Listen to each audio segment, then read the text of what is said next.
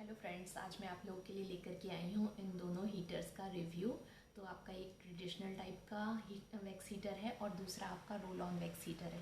तो देखते हैं कि ये दोनों किस तरीके से वर्क करते हैं और क्या फ़ायदे और क्या नुकसान है। तो चलिए सबसे पहले बात करते हैं हम रोल ऑन वैक्स हीटर के बारे में। तो यहाँ से आप देख सकते हैं कि कितना वैक्स आपका बचा हुआ है। ये ट्रांसपेरेंट है और ये देखिए ये इसका रोल ऑन है। इसी को आपको आगे हाथों पे या पैरों पे जहाँ भी वैक्स करनी है स्लाइड करना है। तो चलिए सबसे पहले हम अपनी स्किन को प्रिपेयर कर लेते हैं।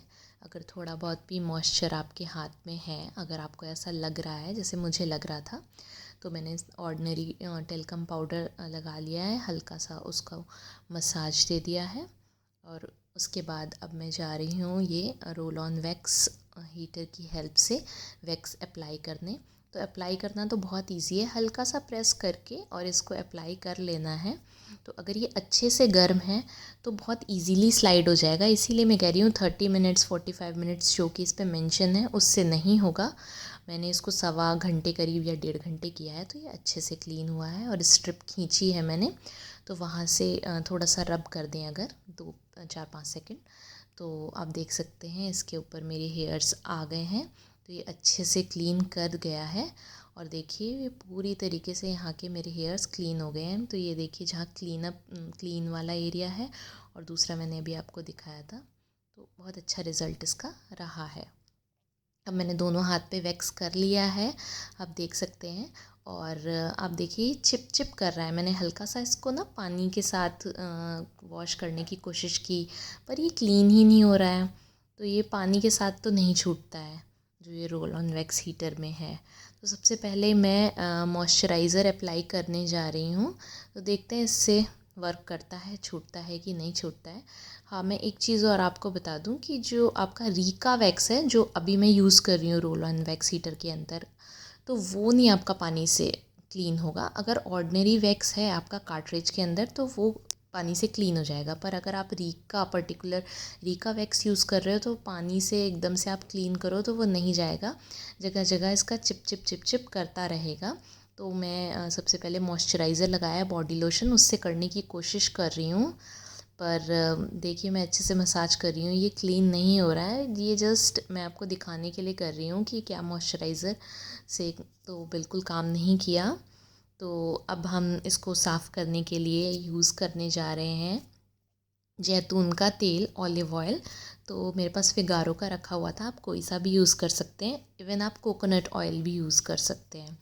तो इसको मैंने हल्का सा ले लिया है अपने हाथों पे, और मैंने आधे हाथों पे ही रोल ऑन से वैक्स किया है, बाकी आधे हाथों पे मैं आपको ट्रेडिशनल वैक्स हीटर से करके दिखाऊंगी। तो बस मैं इसको अच्छे से क्लीन कर ले रही हूँ, मतलब ऑयल की हेल्प से। और थोड़ा थोड़ा मसाज करना है आपको 2-3 मिनट। अगर आप अच्छे से कर लेते हैं इसको 1 मिनट में भी, तो ये बहुत अच्छे से ये जो वैक्स है, मुझे जहाँ जहाँ थोड़ा सा ज़्यादा लेयर है मैं उसको नेल्स से भी क्लीन कर ले रही हूँ हल्के हल्के। ऐसा नहीं कि स्क्रैच करना है, बिल्कुल हल्के से मसाज करने से आपका देखिए ये बिल्कुल अच्छे से क्लीन हो जाएगा, जबकि पानी से नहीं होगा।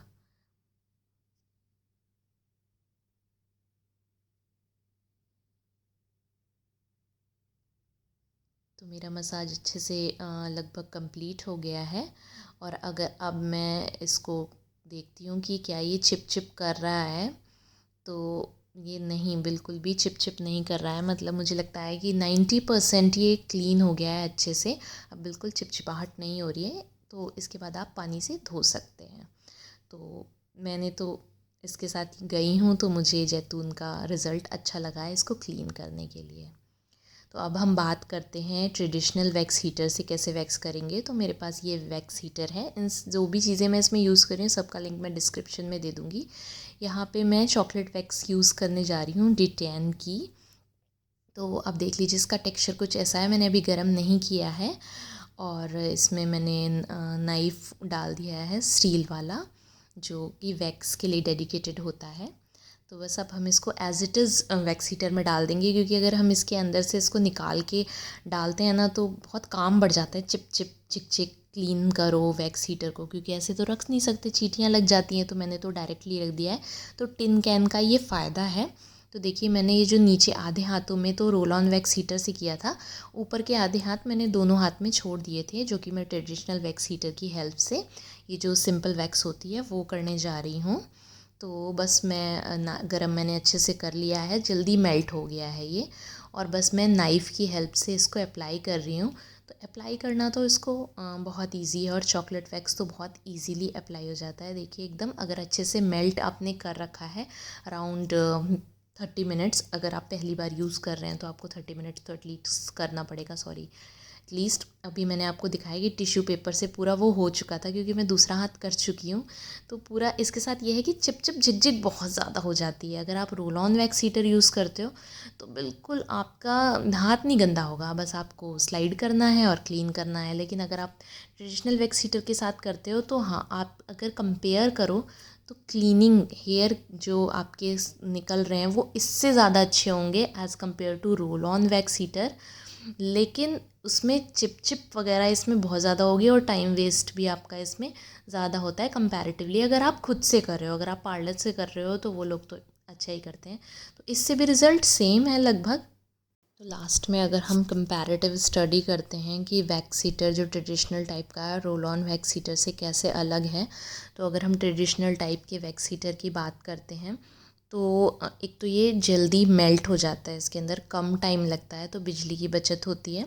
आप टिन के कैन को, अगर टिन का कैन है तो डायरेक्टली यूज़ कर सकते हो। अगर प्लास्टिक में आपके कंटेनर में वैक्स आ रहा है तो उसको आपको इसके अंदर डालना पड़ता है, उसके बाद क्लीनिंग प्रोसीजर काफ़ी ज़्यादा बढ़ जाता है। और जब आप इसे क्लीन करते हो, मतलब अपने हेयर्स को रिमूव करते हो हाथ या पैर के, तो 100% इफ़ेक्टिव है ये। पूरी तरीके से आपके हेयर्स क्लीन हो जाते हैं, चाहे आप घर पे करें चाहे पार्लर से करवाएं।